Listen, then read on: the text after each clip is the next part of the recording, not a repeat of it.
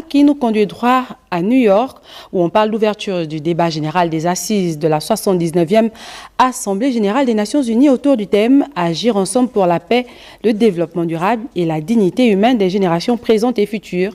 Priska Mugula à Mamopene nous en dit un peu plus.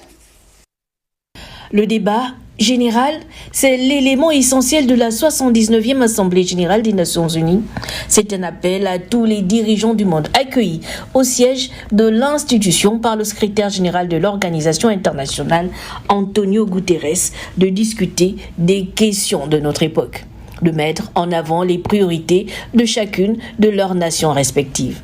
Les chefs d'État et de gouvernement des 193 États membres des Nations Unies planchent sur le thème « Agir ensemble pour la paix, le développement durable et la dignité humaine des générations présentes et futures ».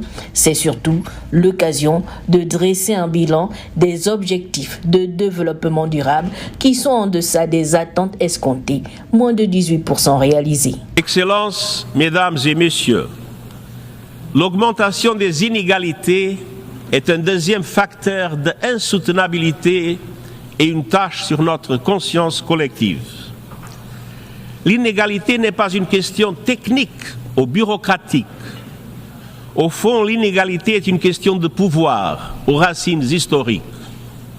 Les conflits, les bouleversements climatiques et la crise du coût de la vie étendent ces racines historiques plus profondément encore.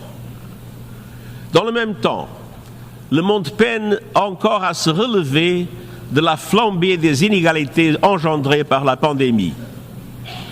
Si l'on regarde les 75 pays les plus pauvres du monde, un tiers d'entre eux se trouvent aujourd'hui dans une situation pire qu'il y a 5 ans. Il faut faire taire les armes. Au regard des théâtres de conflits observés en Afrique, dans le Moyen-Orient, il faut réduire les inégalités, lutter contre la pollution et les changements climatiques, éradiquer la pauvreté, les inégalités hommes-femmes, l'intelligence artificielle utilisée à mauvais escient.